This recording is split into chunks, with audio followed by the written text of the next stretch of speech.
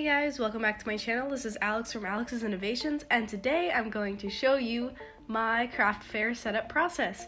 So I did a video called My First Craft Fair Vlog, something like that, and it was on my YouTube channel, and feel free to check it out. I made it when I was 17, and it showed how I set up and ran my first ever pop-up booth at a market. So since then, I have done many other craft fairs, probably like 10 to 15, and I've kind of got the process down. So the amount of work that I put into that pop-up, I have definitely tailored it so it is much faster, much more efficient, and overall I think cheaper because I don't have to buy or make new displays every time. So in this video, I won't really be going over the details of how I make my inventory or like what I sell.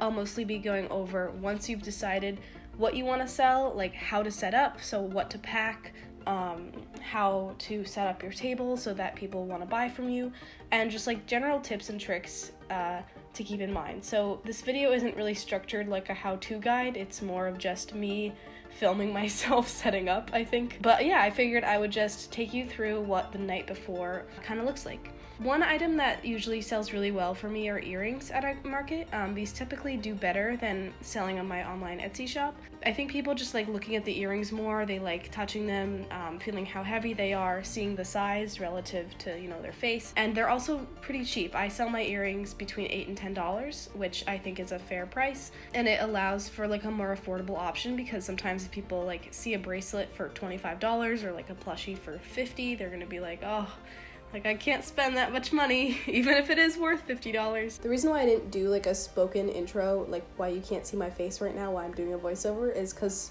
when I was filming this, I was like pretty sick. It was not COVID, but my voice sounded very bad, and I did not want to do a voiceover. And right now, I'm like getting over the cold, like I'm like 95% better. I just am a little sniffly still. I figured I should probably edit this video before I'm done with finals. I have 2 exams left as of recording this voiceover, but hopefully by the time it's published I will be done, and that'll mark the end of junior year for me, so year 3 of 4 of college.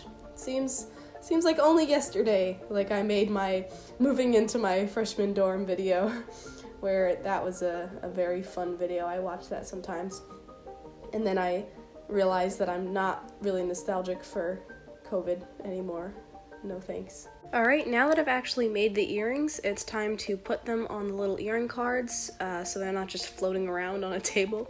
So I made these earring cards out of the free paint chips or like the paint cards that you can get at Home Depot or Lowe's or like any other hardware store.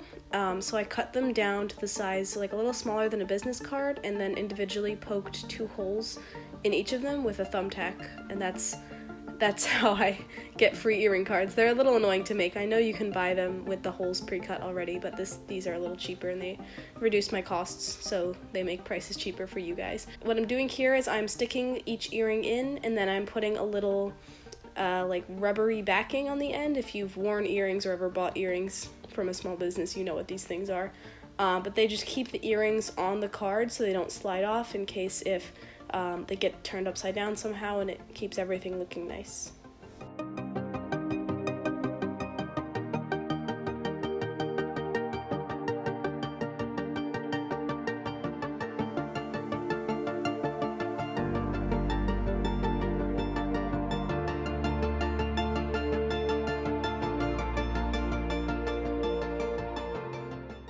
Now that I've done with that, it's time to break out the plastic bags. I do not like that I have to use plastic bags to display these, but I have tried to display them without the plastic bags, and they fall off and get tangled with each other, even with the rubber backings on.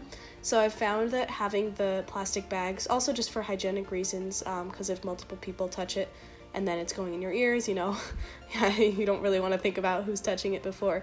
I feel bad from like an ecological, environmental point of view, but perhaps I am one small business owner against all of Amazon, so this is the least I can do. At least these help me get sales and, you know, diverge sales away from big corporations. I'm just trying to put each like earring card into the bag and then fold the bag so there's like a little sticky strip on the end of the bag. So I take the sticky strip off, you see what I'm doing, and then try and stick it in and make sure the earrings are still nice and straight and they look nice.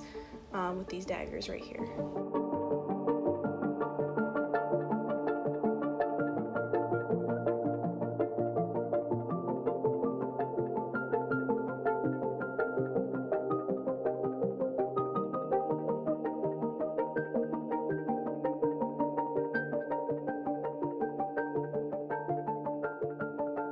For some earrings, like these dinosaurs, sometimes the little bags that I have are not large enough. So what I do is I will take a larger bag, like it's still a kind of small bag, and stick those in and then kind of zip up the bag and then fold it over and tape it. Here I was unsure if the small bag would be the right size because the big bag looks a little too big, but after a quick comparison, I just decided to go with the big bag just to make stuffing the dinosaurs in there easy. So you can see that I'm folding over the bottom of the bag and taking a little piece of clear tape and sticking it on. So now that all my earrings are wrapped and on the cards, one more thing, it's time to take our hole punch and punch a little hole in the top, and this is so that the earrings cards can like stay on the display. So the display that I have involves like metal pegs on a wood display, and so the earrings need to stay on the peg somehow. So I am carefully hole punching. It doesn't look that careful now that I'm thinking about it, but to be fair, there was like an entire tripod impeding my vision. But I am being careful to make sure that the card is all the way at the top of the bag, to make sure that neither of the metal wires, like the earring wires, are in the way, and quickly just punching all of those. Ready to go. Wow. I'm just kidding, there's one more step. How will my wonderful customers know how much each of these cute earrings cost? Some people do not price their earrings or their items. Some people have separate prices, so they'll put like a red sticker and they'll be like, all items with a red sticker, $10. But to me, I don't like that because I like prices to be as transparent as possible. Also, at some events that I do, there are certain free adult beverages that lower people's thinking and processing, and also there are children who also tend to have lower processing and thinking skills. But there are exceptions to both of those. But also, if someone doesn't want to do a math example or a logic puzzle when coming up to your table, they want to see a cute thing and they want to know how much money they're going to spend. So with that being said, I like to price all of my items directly on the item if I can, or I'll put a little sign saying a description of the item and then how much it costs. So like I have little crochet mushroom necklaces, and I don't like pricing each one of those because they're kind of small and the stickers tend to fall off mushrooms. So what I do is I have a little sign and it says mushroom necklaces, slide up the cap to store a chapstick, $12, and like I have the arrow pointing to the mushrooms. So there's like multiple cues that this sign is for the mushrooms. So if you can't put prices directly on your items, I recommend having a very explicit sign. So here's my fun display I was talking about. I keep these rubber bands on the earrings when in storage just to make sure that the earrings don't flop around if they're turned upside down. And you can see that I have prices on all of these, and they're grouped by like type of earring. So this is from my last market, so you can see there are some empty spots. I was doing very well, so you can see I filled some of the spaces with Legos. I can't sell the Legos on Etsy for copyright reasons, so I only sell them in person. And I have different colors and sizes of Legos, so if my display is looking a little thin, I can kind of just spread out the Legos to make it look a little nicer. But fortunately, since I have prepped more earrings, which is what I spent the last few minutes showing you all, now I have sufficient space to open up for my rubber duckies and my strawberries and my daggers.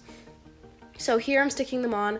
I like to group similar earrings together, so you can see I moved all the Legos to the second row and I moved all my centrifuge tubes to the third row, and that leaves the first row open. All of these, it's probably too small, but all of them are $8, except for the forks at the bottom left, which are $10. Which you will see once I put down. Haha, yes. But everything else is $8, just for easy calculation. So I can say all my earrings are $8, except the forks and spoons are $10. And so that lets someone know, okay, all of the earrings are $8. You know, like, it's pretty common sense. And the rubber bands go back on so that when I stick them in my suitcase later, nothing terrible will happen to them. One more thing, I did not prep any mystery earrings for this market, but this is my bag of mystery earrings. There's nothing wrong with these earrings. I just like to have some earrings that are available for a more affordable price, and they're cute and popular designs that I really like watching people open at my table. It's definitely a good idea offering like a mystery of some kind. It just draws people in and gets people really excited about your shop. And plus, if they're willing to spend a small amount of money on mystery earrings, perhaps they're willing to spend a larger amount of money on items that they might already know what they're getting. One thing that I offer at my pop-ups now that I didn't used to do are paper bags. They're unnecessary, so if you're just starting out and you want to reduce your costs, then you don't have to, but I got a pack of these craft paper bags and I stamped them with my custom stamp from No Issue, for which I did a nice video on, so go check that out. But I have little ones, medium ones, and big ones, and so when someone buys something, I say, would you like a little bag with that? And if they're like, yes, then I'm like, oh great, well I got you covered. I stick one business card in each bag, so when they open it up at home and they're like, man, I wonder who this wonderful small business person is, they can look inside the bag and they're like, oh, it's Alex's Innovations. And then they can contact me and follow me on Instagram, which hopefully you are doing too. If not, it's Alex Innovations. So remember what I said about pricing all of your items? Well, now I'm going to do it to all of my other items that are not earrings, so items that are able to be safety pinned. So here are some safety pins that I bought, I think, at the dollar store, and there are some squares of cardstock that I cut into squares and then I punched a hole in with my very handy dandy hole punch, which was like $4. Again, they sell price tags, but by buying cardstock when it's on clearance and then cutting it myself, I can choose really bright colors and I can make sure that people's eyes are drawn to it. So some of my items already have these green tags on them, you might be able to see, just because I priced them at a previous market and they didn't sell. So I just put them back in stock, and the safety pin makes it really easy to remove. So if someone buys it from my Etsy, I'll take the price tag off and then keep the price tag with the safety pin, just so, you know, it's just less work for me. So here I'm plopping all the stuff in front of the camera that I'm planning to take to this market, but you can't see off camera that I have some duplicates of these items, and I tend not to bring duplicates if I have a lot of inventory because it's just a lot for me to carry. I also don't have a car, and I am not going to walk like 1.5 miles with my suitcase and 6-foot table because those are really heavy combined, and it's in a city and the sidewalks are not accessibility friendly, so I try to be very, very careful with what I bring. And you'll see later I spend like 10 minutes simply rearranging the stuff inside the suitcase to make the most stuff fit. The pile is growing. You can see it's gonna be a good one. Oh, there's 2 frog hats. Oh, okay, I took it out. There we go. Here's a fun aerial view. Sorry, my tripod's in the way and I'm getting dizzy just looking at this shot. That's a larger view of stuff I put on my bed. This is all on my bed, by the way. My room is 100 square feet, so it's not like I have a table or a workspace. I have about like 20 inches by 10 inches on my actual desk that I reserve for schoolwork because I am a full-time college student. So my bed tends to become my setup spot for these markets. Here I'm just taking stuff out of the pile and I'm filtering it further by stuff that needs to be priced and stuff that already has a price. So everything that has a price, I'm saying it's effectively ready to go into the suitcase, and everything that doesn't have a price, I'm putting into another pile, which I will show you shortly, and then we'll get ready to price them. So to price an item, it's just as simple as writing the price on a Sharpie, which I unfortunately did not get in the camera, and then taking a safety pin out of the little baggie and sticking the price tag into the hole that I punched, and then sticking it on a visible space.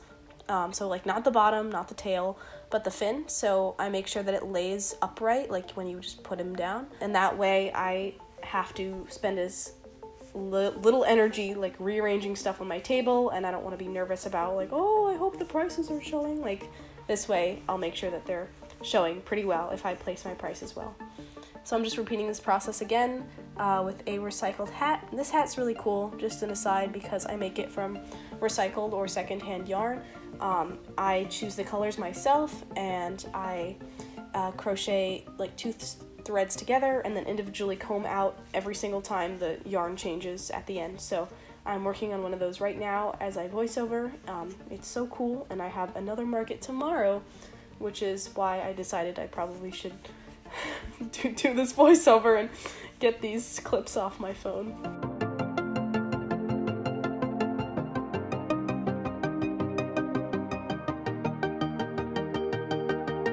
For 2-dimensional items, pricing is a little tricky because I hang these up on a hanger, and so there's no guarantee that it's going to lay in any specific direction, especially because this is a halter top, and so everything that's like outside of the halter is just kind of going to fold in on itself.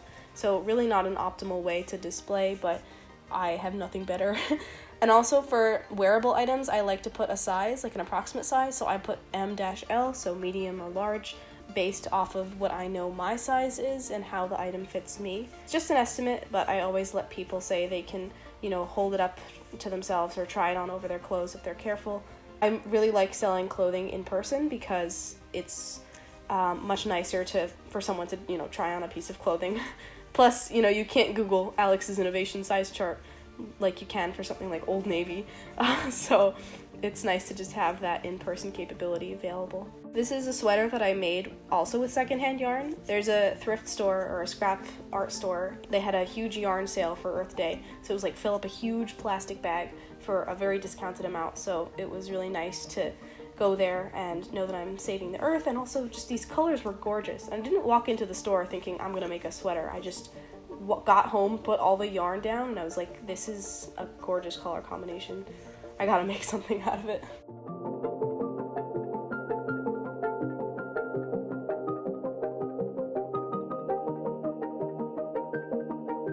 Alright, now I'm just gonna take out and put everything on my bed of what I'm going to bring with me. So first was the tablecloth, and then here is my shoebox filled of all my smaller things. So those are the mushroom necklaces. I also put keychains in there and my bracelet rack. It's literally just a shoebox. I think it's Converse. I like to rubber band this because there's no closure on it, so if it turns upside down in my suitcase, it's gonna cause a headache. Here are my mystery earrings as well. There's the rest of the bracelet rack, so the 2 cylinders you saw kind of rest on top of that. There's the keychain stand, and also some other like a smaller stand that you can display like little crochet animals on. And then my starlights, so those are battery powered, and they're really nice in lower light conditions just to give some light to the objects. They're not very bright, but also just for the vibes. And then my handwritten signage, so you can see my mushroom necklaces sign. Underneath it says mystery earrings, $4, and also the keychain sign. I have these clear plastic bowls that I got from the dollar store, I think, that I display some stickers, keychains, and my business cards in, and also mystery earrings. I have the painter's tape for securing signs temporarily to the table. I have a tray for my flower coasters, I think, or some other things. This is more cardstock and a Sharpie in case if anything needs to be immediately labeled, but I haven't used that in a couple of craft fairs. I just like to have that on hand in case if any of my signs suddenly gets like water damaged or something. This is a clear acrylic riser. I like to just prop up some of the larger items with that. This was a wooden crate that I think I bought at Michael's and then painted myself. This is signage. Inside are picture frames that my family didn't need anymore, so I stole them. This is my cash box, so it's a coupon holder that I got at the dollar store, and I have it labeled by dollar amount, so it's like the singles are in the front, and also my square like credit card swiper. And that's really helpful for if someone gives you money and they expect change, you don't have to just rifle through a pile of cash. It also keeps everything nice and organized, which I enjoy, and it's also easier to count at the end when you make many money. Here are the business cards. I have multiple versions because every time I make new business cards, I take new pictures of my bracelets. So I wonder what the next iteration will look like, but I think we're on version 3 right now. Another rubber band to prevent headaches. Apologies if you can hear my roommates. I live with 5 people, and it is hard to control when is the optimal time for a voiceover. I apologize. Here's the aforementioned wooden crate. I like to put a lot of the smaller items in here so they don't float around the suitcase, but I also display crochet animals on top of it just to give some dimension. So signage goes in at the bottom. That's just like an old mailer that I got from a package I ordered just to keep them safe because it's glass. Just trying to stack everything as optimally as possible. So remember I said earlier, like kind of Tetrising stuff, trying to make sure things can fit together. So I am a big fan of Tetris the video game, if anyone's curious. I sometimes don't bring the risers to markets depending on the inventory that I have. So if a lot of my inventory is like clothing or larger crochet items, I won't bring it. But if I have a lot of smaller ones, then that creates a really nice 3-dimensional way to display them all and also save space on your table. Next are hangers. I think I bought a pack of 50 of them, so they're very cheap, and I also needed hangers for my own closet of my own clothes, so this was a good deal. Those are my bags again. And now we're going to move over to the suitcase. Wow, This is a legitimate suitcase. It was made for traveling. I use it when I go home over break. It is very large. It used to be my dad's. It's been in the family for a while. I'm trying to use my space as best as possible, so I'm using this like mesh sleeve to try and cram the bags in there, but there's mesh, so the corners of the bag fight with that. But I'm arranging them as best and like flat as possible, so just put the large one and then the two smaller ones in, and that's the best that I can do. And then I also put hangers in that mesh sleeve. So hangers are really good at being 3-dimensional.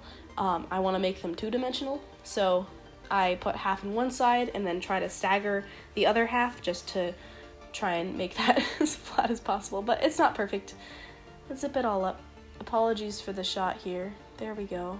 Yay. Alright, now to the actual suitcasing part. I know that if you have a car or if you have more space in your house or apartment, people use like very large Tupperware bins with wheels and handles, and I think that would be a better arrangement than what I have here. I'll probably do that if I do markets full time. Then I try to make sure I know which side of the suitcase is the bottom. So on the right is the bottom. I know that because the left I see the handles, and on the right, if you were to have a better camera angle, you'd see the wheels. But I know that when I turn the suitcase upright, everything's gonna kind of settle to the bottom. So I want to have all the little things on the bottom and all my bracelets on the bottom. And then since the top of that crate isn't perfectly flat because there's stuff in it, I kind of pad it with smaller stuffed items and also flat items just to make sure that it's flat when I do put stuff on top. I also structure my earring display in a very particular way. So you can see like the bottom is raised, it's like it goes above and behind the actual earring display. So I want to make sure that I stabilize that in the suitcase because I don't want to catch it in a weird position and then it kind of breaks off the rest. It's served me well, so I try to stick the edge, behind the crate, and then everything else is padded by the crochet items that I just put there. And then I put more crochet items on top. I typically like to put hats because hats are like pretty thick. The hats that I make are pretty thick. Here's my basket of leggy frogs that I forgot to show you earlier. It's a basket of frogs. They had legs. That's where the name comes from. And I kind of just keep the sign with them because that sign is just going to stay there. Then I'm going in with the really large items first. So I have like my very big apple, although people also call it a cherry, and it's up to interpretation. But usually these are apples, dinosaurs, and hearts because those are just the largest items that I make. And I make sure to put the largest items in first because if you put the smallest items in first, it is much harder to find a very specific dinosaur-shaped hole to put the dinosaur in. So this is the most optimal arrangement I've found. Then I kind of go down the line, so I take smaller and smaller items and kind of stick them in where I see a hole. Like these bees make a nice hole-filling space near the legs of the dinosaur. I don't know, you can see. Wow, I have so many cute animals. I hope everyone buys them all because they won't be available over the summer because I cannot bring them home. So if you want them, I'm gonna have to make it specially for you. I also forgot to put this thing in, but no worries, I have a pocket knife with a screwdriver on it. Let me see if I can find the right one. Nope, it's on the other end. So I quickly retrieve the screwdriver in one take, as you saw. And the sides of the bars have like little screws in them, and these screws are getting very loose after many times of me unscrewing and rescrewing, but I quickly unscrew these so one of the plates come off, the flat side plates come off, and then I will screw the screw back into the rod. So you don't need to do this, you could just keep the screws in a plastic bag, but then you have to keep track of the plastic bag.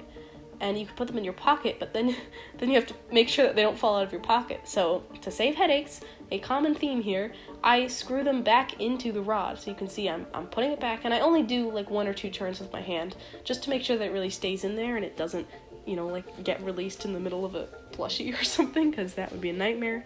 You can see that half of my setup for my craft fair is just preventing headaches for myself, and it works. I only had a headache that day because I was physically sick, but nothing having to do with my highly streamlined craft fair setup, as you can tell. So once I have the one plate, I really don't need to unscrew that other one because I can just rearrange the plushies a little bit and find a space for me to just stick it down. So that's nice and secure, and the other one, just plop it somewhere. That works.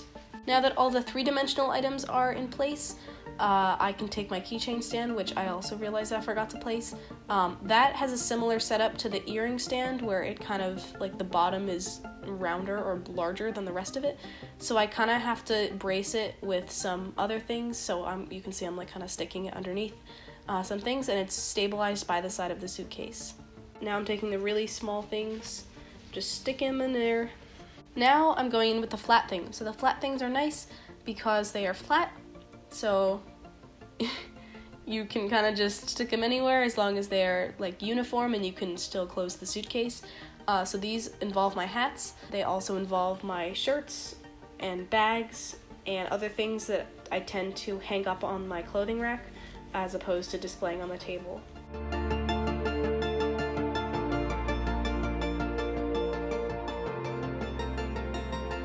Finally is the tablecloth. I'm putting this on last because when I open it up, it will be the first thing to come out. So I can drape the tablecloth on my table and then put everything else on top of it. I once made the mistake of putting the tablecloth in the suitcase first. I was like, hee, I'll need it first, but I forgot to think backwards and instead thought forwards, which was backwards. So this time it works, and this time works much better. Here I am struggling off camera and partially on camera to just zip it up. And now it's all zipped up. Yay! Here's a shot of the clothing rack that I'm bringing. So this is just like a regular Room Essentials garment rack. My stepmom got it for me from Target, I think. And here's everything that I'm bringing with me. So the suitcase, my little yarn bag, and the garment rack. This is me. I like to dress up in a little fancy dress or like another fun outfit, and I crocheted those mesh sleeves myself. Wow! Here's a time lapse of me setting up my stand. I apologize, the camera angle is not fantastic.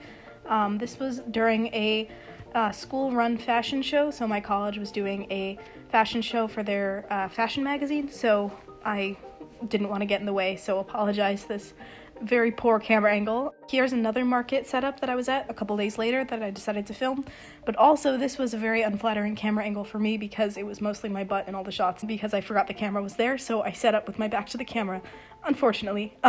But here's me screwing together the bracelet display and also setting up the earring display, so just taking rubber bands off. Here is the notebook that I used to record sales. There's my iPad, and then here on another like foldable chair that I borrowed are my craft paper bags and also the little cash coupon envelope that I use. So here's a look at my table. Enjoy this slow pan. You can see all of the price tags are available. Everything is visible, and I try to make it as welcoming and inviting for people as possible.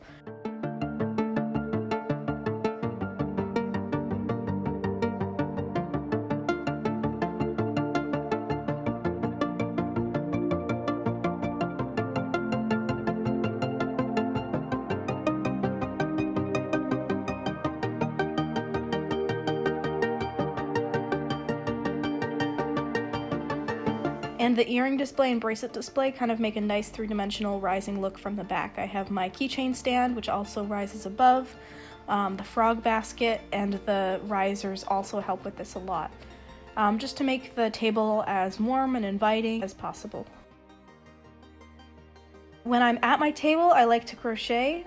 There were a lot of people coming at once, so I didn't want to sit down, so here I was standing and crocheting. And here's a conversation that I was having with someone. Oh my god, okay. You're gonna have to buy those now. They're epic too. They are. Whose idea was that? That's a mine. I'm a chemical engineering major Oh here. my god, Yeah. I love it. Do you work in a lab? I run a lab. Oh, you run a lab. Oh my god. That's crazy. And here are some shots from the fashion show. I asked if it was okay for me to advertise their fashion show, and they said yes, please. So this is Mark Magazine from Johns Hopkins University, and the designers are MICA students.